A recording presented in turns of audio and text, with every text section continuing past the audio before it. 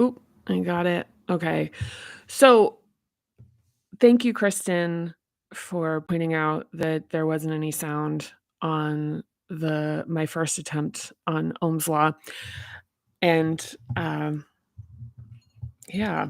Yeah, and it's funny because I actually think it's better that because I read it cold for the last one, and when I was reading it, I was really surprised by it because of what it contained. And I remembered just even this morning that my editor had felt kind of like, huh, about this section because this is under the holding pattern. So when we're talking about the adaptations, we're talking about like sort of like the behavioral patterns that arise out of the like reflexes, um, like how they adapt to the circumstances and situations of, like early experiences. And so anyway, I'm a little like ugh, right now because I think I slept a little too much, but like I'm still maybe like not awake yet, which is weird. But anyway, so the holding patterns are kind of like where in terms of like an organizing principle, like where the shadow goes, and then even where sort of like phenomena, like general phenomena about like how this plays out in some ways that are kind of like worth mentioning that are extend beyond just the sort of inflating or the shrinking. And specifically in the like first and even second hub, it's some of the holding patterns have to do with like intellectualization and like sort of I guess like energy going into hubs that are ahead of the developmental like I guess called like appropriateness, for lack of a better term. And so holding patterns, the Ohm's law section, I actually was kind of like, I don't understand why it's really good. And now I'm realizing that it's kind of like the placement of this is perfection. I really stand by that. But I really understand why Allison, I love you, Allison, my editor, um, kind of like felt sort of like, huh, about this because it's actually technically not a holding pattern, but the placement is mwah, because what's happening. So if you have been doing a fourth hub practice and you have gone through learning what it contains, like what it's composed of, which is connection and belonging, which is comprised of a number of components, specifically like balancing, giving, taking, showing up, and then like humanization, and then our relationship with others and our relationship with ourself. And then we're going in, deeper into that with themes. And then we're talking about the interruptions, the things that impact that. And then we're going into like the behavior patterns about like how the interruptions to the development of the hub show up. And I can now say, as having done multiple cycles of this practice, which at this point I don't think anyone else has done. There are people who've done a cycle, um, and coming back in and doing it again, and even sequentially following through the chapter. This is a really like, and this is one of the things, just as a caveat, where it's like the thing about this book is being kind of above and beyond even my own capability, like whatever force of the universe drew this out of me, like had was great at what it does. I don't know. But so the Ohm's law section um is about how this practice impacts our relationship with other people. And I was really glad that I read it because this is something that comes up across the board. Anyone who's doing this practice is going to talk about how this practice impacts how they're relating to other people. Anybody who even reads some of the book talks about that. And so when we're getting into the fourth hub practice, it's going it's going deeper and specifically into our own relationship, like really with our like how much we love ourselves and like ourselves. And this almost feels trite to use those words because it's just like so much more deeper and profound. And I'll say that one of the things that's really nice is like the tightness in the chest and like the opening like in this hub creates like a really sort of felt sense of like a clear flow. Just like in general, all of them do that, but this actually talks about that in a certain way. But Ohm's law, it's kind of like this particular section addresses, first of all, like the importance of the people that we have around us. Um,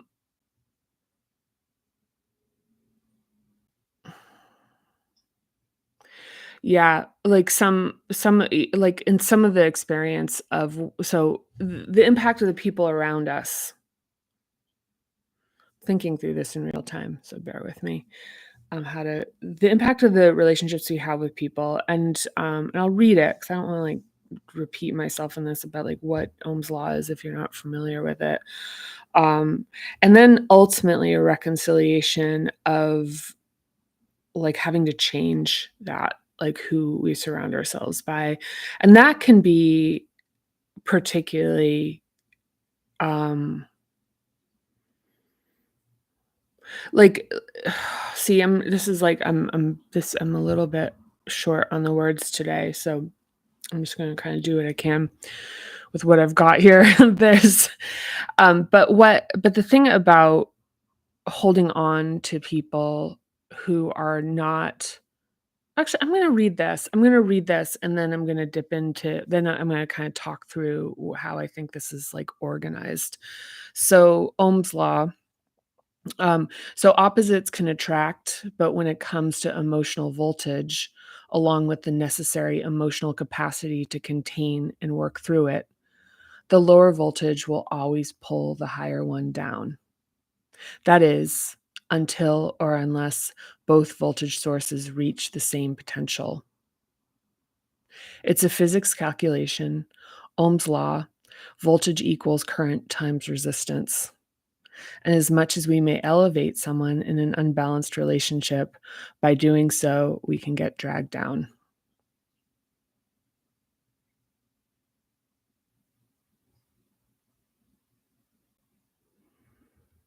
Mhm.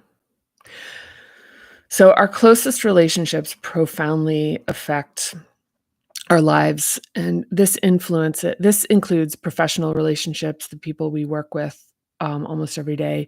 The people we spend the most time with eventually affect our worldview and the way we see ourselves unless we actively maintain our fourth hub boundary of being very clear with ourselves about who we allow to influence our sense of self. Now, with that being said, so this is kind of a way of like, I think there's almost an implication in there that you could spend a lot of time with people who are not a match for where you wish to like aspire to and ascend to, or people who like elevate you or raise you or even keep you at your level. Um, that you can spend like the idea of this, actually, I do think this is implied here, like the critic here, but, like, to actively maintain our fourth hub boundary about being very clear with ourselves about who we allowed to be influenced by. The thing is, though, is if we spend a lot of time with someone, like, that is there's no like boundary with a person that is with us all the time as far as like the impact of who they are, their worldview, and their general approach to life. So, I mean, there's boundaries certainly with people who are close to us where we can say like, I'm not going to tolerate this. But if it's ultimately like their sense of how the world operates, like anything where you're like, hey, you need to change who you are. Actually, that's a good way to put it. Where you're asking someone to change aspects of themselves versus, like, how they're treating you. So it's like who they are and how that feels to be affected by that is different than someone's, like, directed behavior at you in terms of, like, treatment and what you're willing to tolerate. So this introduces this whole nuance here with the TPM practice because the thing is this practice is disruptive. It's transformation. And as we get into in the fourth hub, it's what do we have to hide in order to belong? And when we realize that we've hidden things and there are things that we want to express that are like that our integrity like bursting to is like choke it's like a it needs to it's like the sense of it being like it needs to be expressed and then and it sort of like comes out.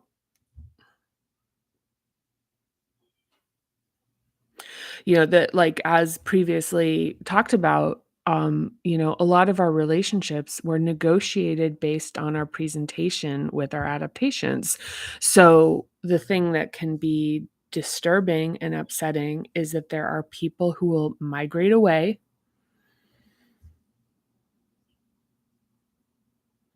And and it is my experience that some of those people are the people we do not want to migrate away. Like there's some of the people that we're the most attached to. And this can be like in all aspects of our life. In all aspects of our life. I mean, like, look, it's like why it would have to fucking matter. It would have to matter. They're wanting these people to be close to us and for us to hide parts of ourselves. I mean, like, it's like, it's like and when I was younger, I remember I used to feel like how easy people are because you can kind of like have whichever friends you want, like because you can just kind of contort yourself into being whatever people actually like want. And I was like, oh, it's easy. You can have whichever friends you want. And I've had people express that to me in a number of ways, like without the next level realization that it's like, oh, you can have whatever you want if you're willing to like not to give up everything. It's like, it's kind of the Little Mermaid thing, if you're willing to like what is it like have excruciating pain and not be able to talk, you can like go up onto land, walk around. It'll be great. Um or it won't be great, but it's like you'll get to be what have what you want. Um, so the reconciliation of this is like I'm going like a little all over the place with this, but hopefully this kind of works. But the thing is too, so the thing is here in this first chapter, and this is probably more of an allusion to what comes next, is that when we have this Ohm's law notion is like the resistance of people that have like Um, I'm really trying to be careful about, like, how I put this, but it's kinda like the people that bring you down, and so I'm not even gonna, like, classify it and be like people who are negative or like, that's not it. It's the people that when you're around them, they drag you down, and this can also, this can be something that's harder to feel because especially, like, in a codependent relationship, it can be like, "I need to help this person. I need to raise this person up." And, like that kind of tendency to like be comfortable around people that you can feel like just by contrast put you in like a relatively higher position than them, and that kind of like supports the feeling of um like it supports like self-esteem in a way that isn't real. It's just by like relativity self-esteem, which versus what we're working on, which is like where it's coming from the inside. So anyway, this is a thing where it's like, look, these people, they're going to the relationships we have, and this can even be work relationships where people do not and are not and will not treat us at our appropriate level of dignity, competence, like purpose, like skill, mastery, whatever. And this happens a lot. And so realizing that one of the things is like from an Ohm's law perspective, an energetic perspective, is that resistance is going to have a effect of continuing to bring you to like whatever level they're at either is like where you're going.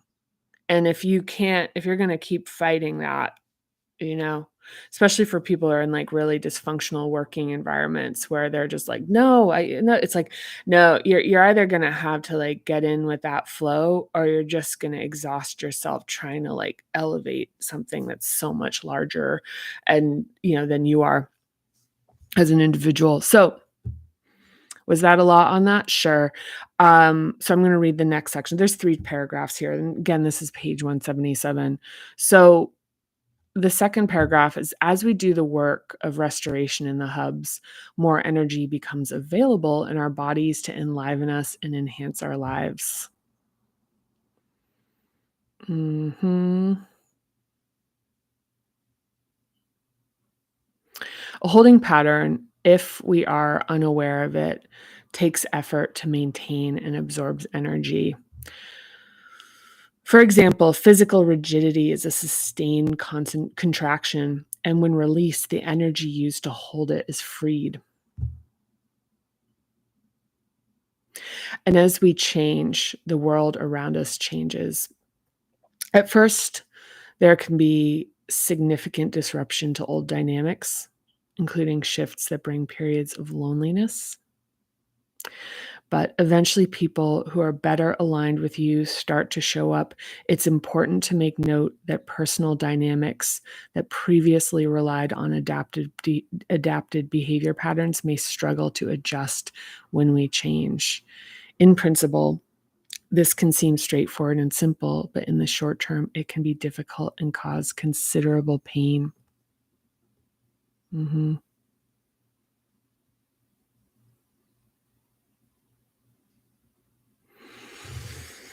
You can give that a little gong.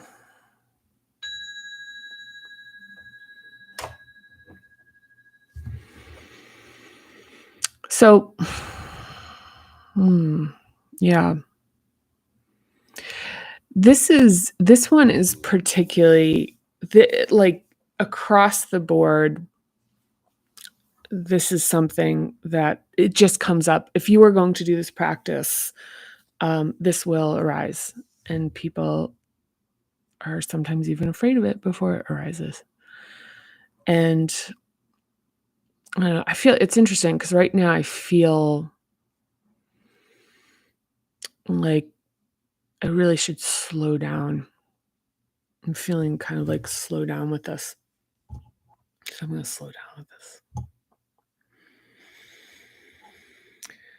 All right. So when we are revealing and starting to show more of the parts of ourselves that have been hidden, when we are starting to, in a process of humanization, be able to see our own roles, like how we play into the systems that are disadvantaged for others. And then we can also see how we are impacted and affected by, like,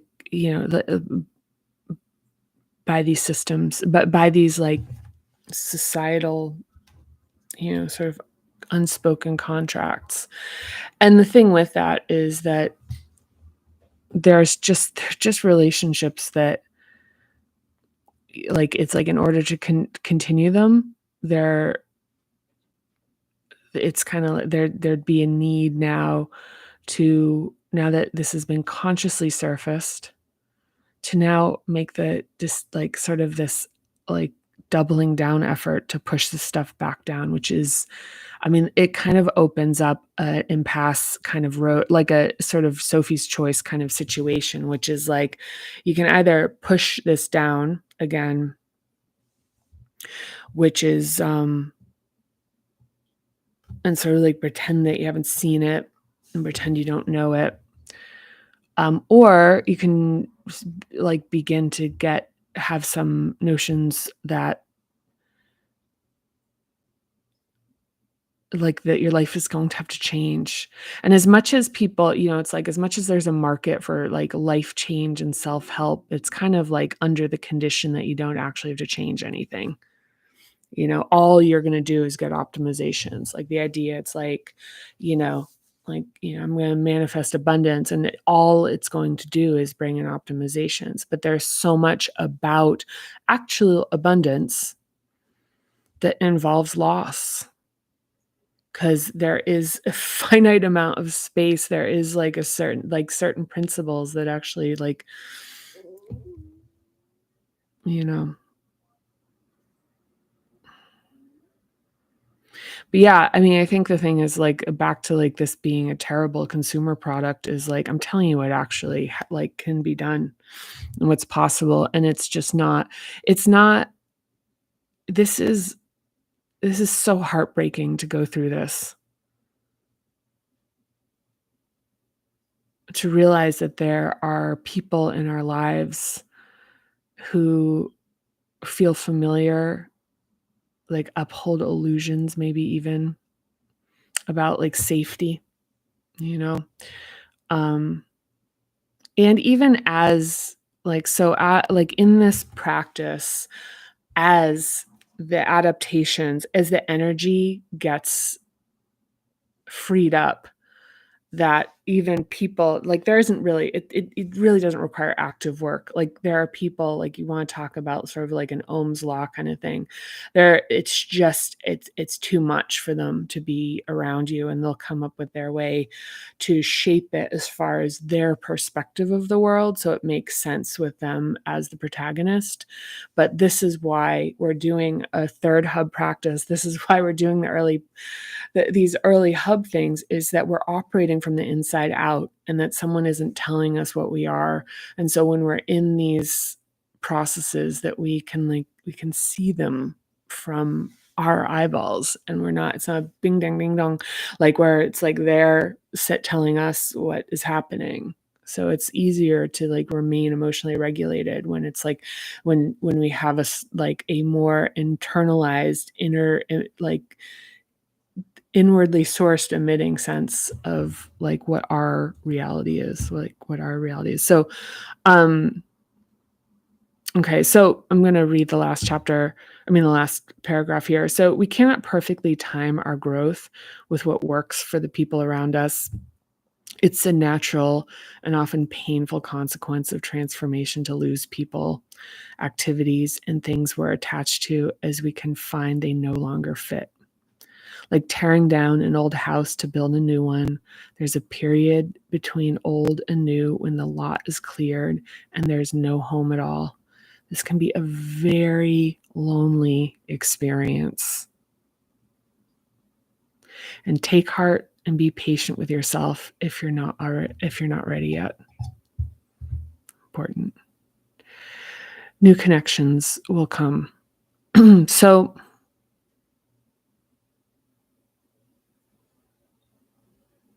and I would say that this is why,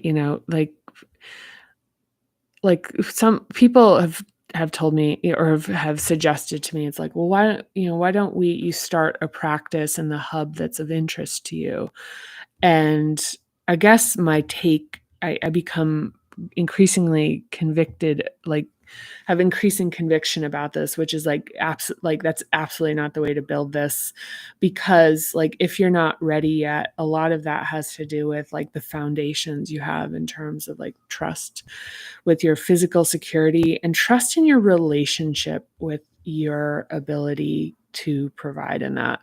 And then also your own trust in your emotions and your feelings, like in your own like literacy and feeling and capacity for it, and ability to regulate and understand that you're operating within a budget and to manage that budget. And then the individual sense of self, like who we are, the sense of who we are really emanating from inside of us. And it's interesting, I can even when I say that, I can feel how taboo that is to even like imply that, because it's like the idea that you would come first is like, you're like, you want to talk you want to talk about some of the things, we're talking about, like with having to look at and see things, and in, cultural things, and things for humanizing ourselves, is seeing how systemically in in all organized facets of our like culture and civilization, that we are encouraged to be divided from ourselves, and that everybody else should come first. Um, mm, yeah, but the final thing I just want to speak to is, in this whole notion of like showing ourselves, and then like honestly, there's like an aspect of rejection where like when we're really who we are, there are people that makes them uncomfortable, and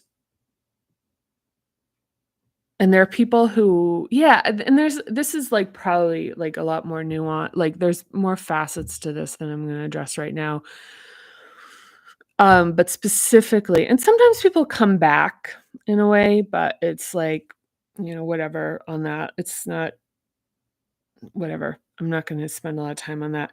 What I am gonna say is that to be seen, you need to show yourself. To be seen, you need to show yourself. So, an inherent sense of like never being understood, seen, loved for who you are, part of the dissolving of these adaptations around the fourth hub, and even now as we get into the like upper hubs as it relates to this, is that when we show ourselves for who we are, the people who resonate from an Ohm's law perspective, the people who are like in the same like energetic voltage, and we'll get into other things that have to do with, I think they're in the book, principles, but like they'll be able to see and feel and connect with you. I mean, I don't know if anyone's had the experience. I certainly have, of being in like a social situation or being around people, and there's somebody that I know is like my person, like where I'll be like, that's like one of my people. But because of the role I'm playing professionally, like I can't, like, they can't really see me. Like that, like there's just too much of a distortion in terms of like what I'm presenting and what I'm showing up as. And so I don't know if that's relatable to people, but yeah. And but to say that this is, you know, like this is extraordinarily painful and difficult, in that what we're doing is that it's kind of like being lonely and being like, well, the solution for this loneliness is to get more lonely. It's to become more isolated, because that's really what it feels like.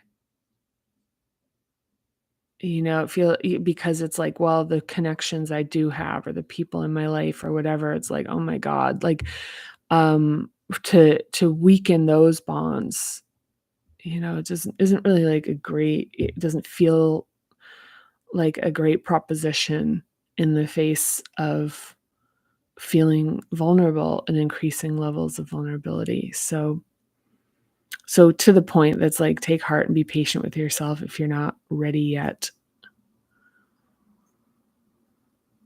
But it's hard because, as I was talking to earlier, it's like once you've seen these things, the like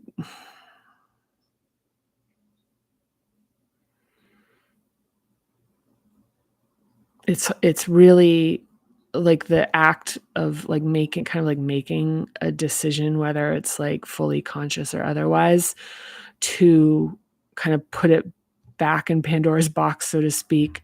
I guess the thing that I just would want to caution against is that doing that, um, to really be careful about letting that cause any shame.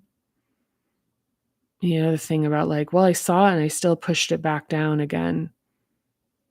I'm like, oh, like it's just listen, you're ready when you're ready. If you don't feel safe,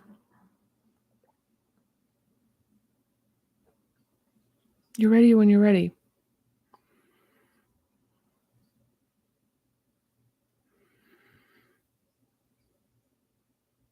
And I mean, and the thing is that there's just this like, I think I mentioned this a couple of these back.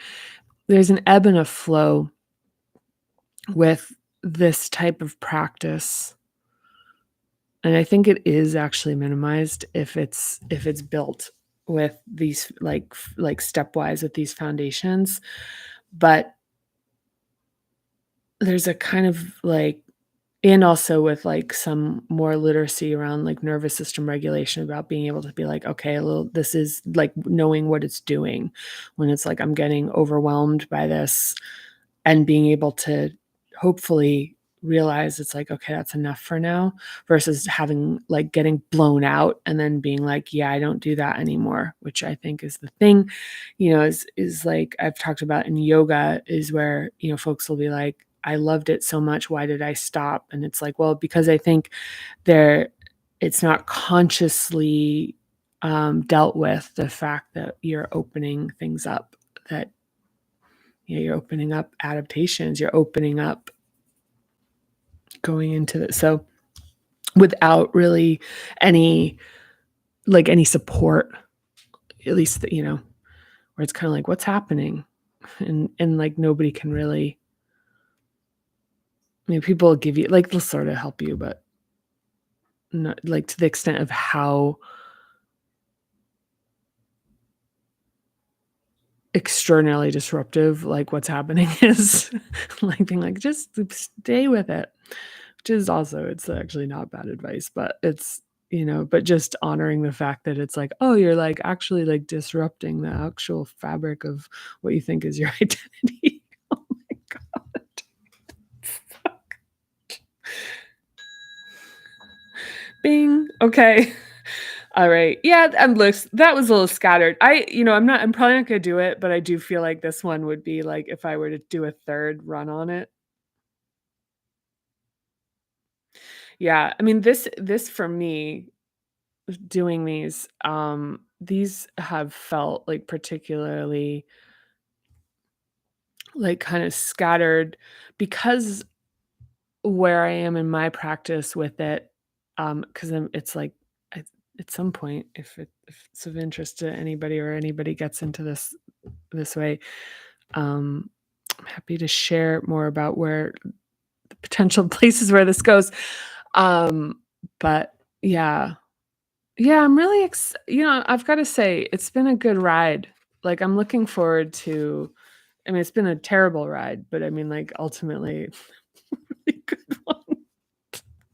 It's like, I don't know how you explain it, where it's like, well, it's been a good ride, but it was actually terrible. But what we're trying to do here is like, was achieved.